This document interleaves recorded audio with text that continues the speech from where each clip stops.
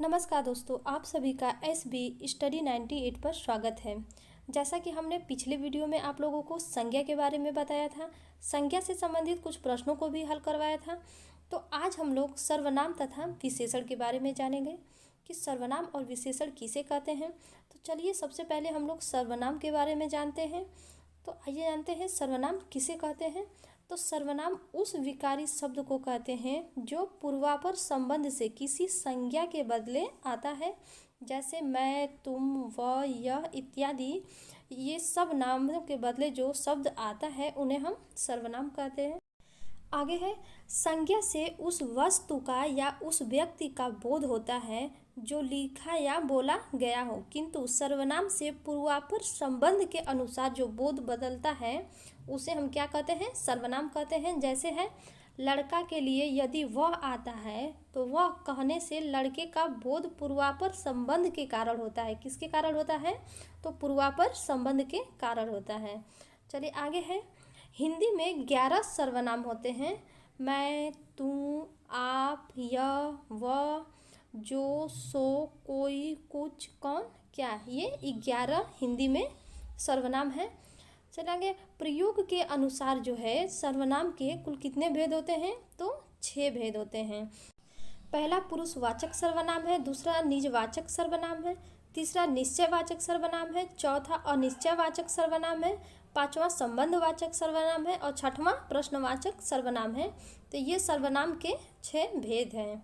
चले आगे है, तो चलिए एक एक करके सभी के बारे में हम लोग समझेंगे। तो सबसे पहले पुरुषवाचक सर्वनाम, पुरुषवाचक सर्वनाम के बारे में जानते हैं। तो किसे कहते हैं पुरुषवाचक सर्वनाम? तो पुरुषवाचक सर्वनाम किसी व्यक्ति के नाम के बाद आता है। उत्तम पुरुष में वक्ता या लेखक होता है, मध्यम पुरुष में पाठक या श्रोता तथा अन्य पुरुष में लेखक, पाठक या वक्ता, श्रोता के अतिरिक्त अन्य लोग भी आते हैं। पुरुषवाचक सर्वनाम ये है। चलिए, उत्तम पुरुष में मैं, हम हो जाएगा, मध्यम पुरुष में तू या तुम, आप लोग हो जाएगा, अन्य पुरुष में वह, यह, ये, वो हो, वे हो जाएगा। तो ये है पुरुषवाचक सर्वनाम। चलिए आगे देखेंगे, अगला सर्वनाम हम लोग देखेंगे। तो दूसरा है निजवाचक सर्वनाम। तो आइए निजवाचक सर्वनाम के बारे में जानते हैं। तो निजवाचक सर्वनाम का रूप जो है आप है, लेकिन पुरुषवाचक सर्वनाम मध्यम पुरुष बहुवचन में प्रयुक्त होने वाले आप से भिन्न होता है। इस सर्वनाम का प्रयोग किसी निराकरण तथा अवधारणा के लिए होता है। किसके लिए होता है? निराकरण तथा अवधारणा के लिए इस सर्वनाम का प्रयोग होता है। जैसे हो जाएगा, यह कार्य मैं आप ही कर लूँगा। तो इसमें देखिए आप आया है, तो ध्यान रहे कि यहाँ प्रयुक्त जो है आप स्वयं के लिए प्रयुक्त है, आप जो है स्वयं के लिए। चलिए आगे देखते हैं, निश्चयवाचक सर्वनाम जिस शब्द के प्रयोग से वस्तु तथा वस्तुओं के दूरी का पता चलता है उसे निश्चयवाचक सर्वनाम कहते हैं। किसे कहते हैं? तो जिस शब्द के प्रयोग से वस्तु तथा वस्तुओं की दूरी का पता चलता है उसे हम निश्चयवाचक सर्वनाम कहते हैं।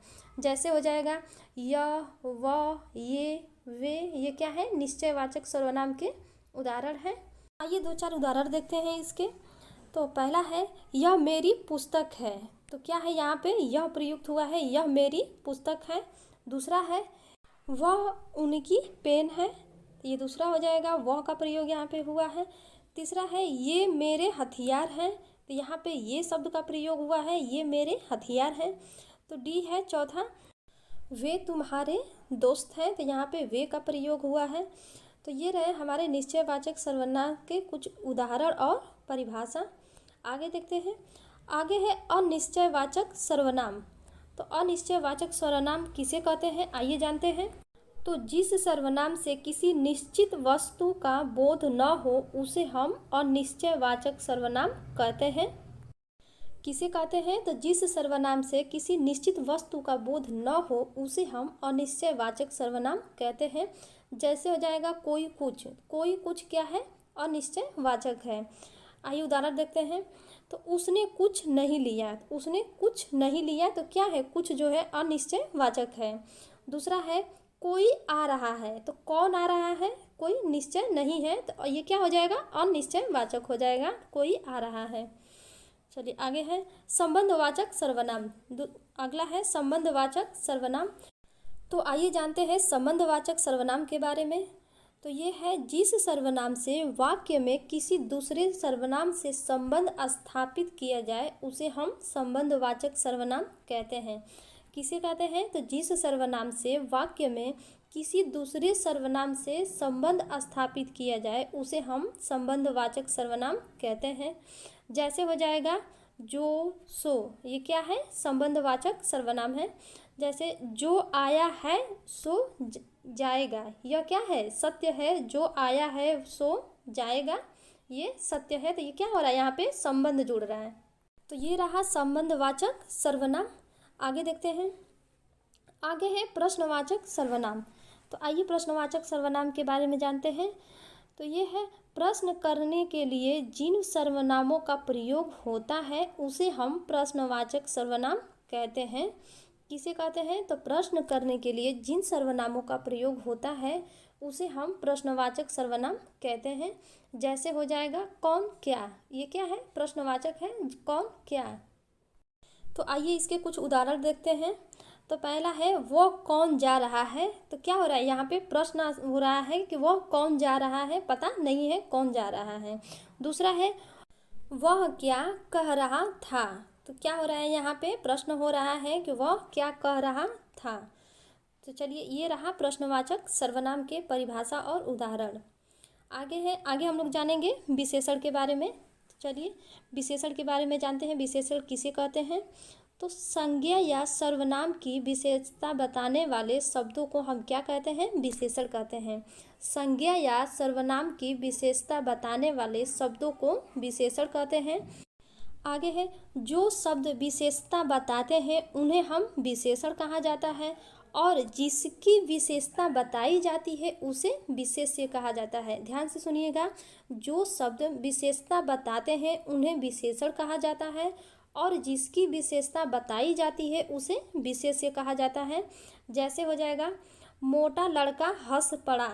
यहाँ मोटा क्या हो जाएगा? विशेषण हो जाएगा। और क्या लड़का क्या हो जाएगा? विशेष्य हो जाएगा। क्योंकि देखिए यहाँ पे दिया है कि जो शब्द विशेषता बताते हैं उन्हें विशेषण कहा जाता है। तो मोटा क्या हुआ? लड़के की विशेषता बता रहा है और जिसकी विशेषता बताई जाती है उसे विशेष्य कहा जाता है। तो किसकी विशेषता बताई जा रही है? तो लड़के की। तो लड़का क्या हो जाएगा? विशेष्य हो जाएगा। तो ये है विशेषण। तो इतना आपने जाना कि विशेषण किसे कहते हैं, विशेषण क्या है, और विशेषण के कुछ एग्जाम्पल भी आप लोग को बता दिए, उदाहरण। अब आगे हम लोग जानेंगे विशेषण के भेद। विशेषण के भेद जानेंगे आगे हम लोग।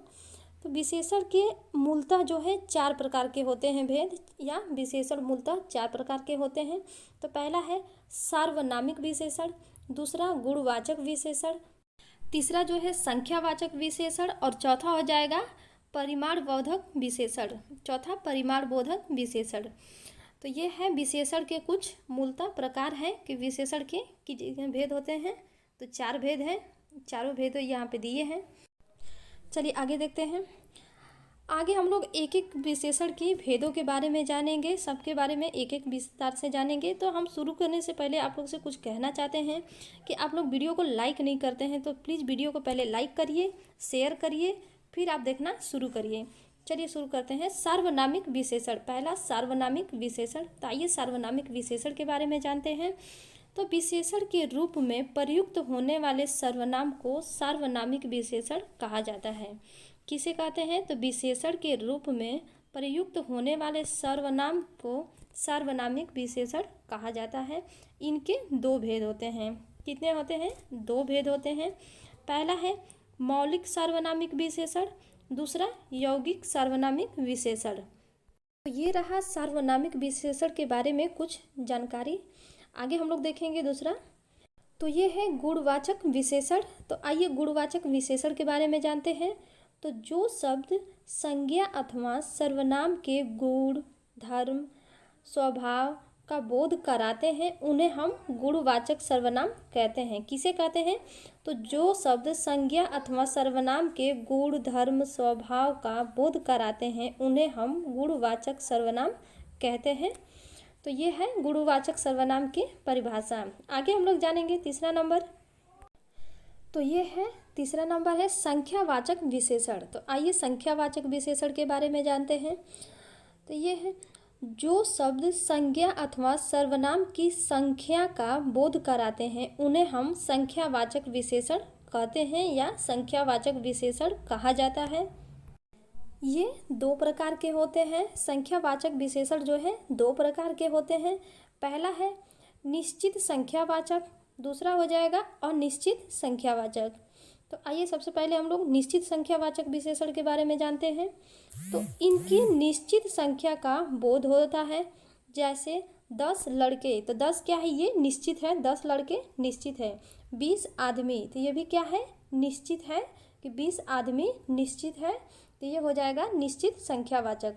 दूसरा है बी है अनिश्चित संख्यावाचक। तो किसे कहते हैं, तो इनसे अनिश्चित संख्या का बोध होता है। जैसे हो जाएगा कुछ लोग चले गए, तो कुछ लोग चले गए, तो कौन चला गया, तो कुछ लोग चले गए, तो ये क्या है, अनिश्चित है। तो इसे हम अनिश्चित संख्यावाचक कहेंगे। तो ये रहा संख्यावाचक विशेषण के बारे में कि इसके प्रकार कितने होते हैं, प्रकारों के बारे में आपने जाना। आगे हम लोग देखेंगे, चौथा देखेंगे।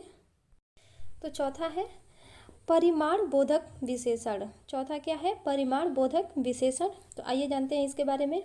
तो जिन विशेषणों से संज्ञा अथवा सर्वनाम के परिमाण का बोध होता है उन्हें हम परिमाण बोधक विशेषण कहते हैं।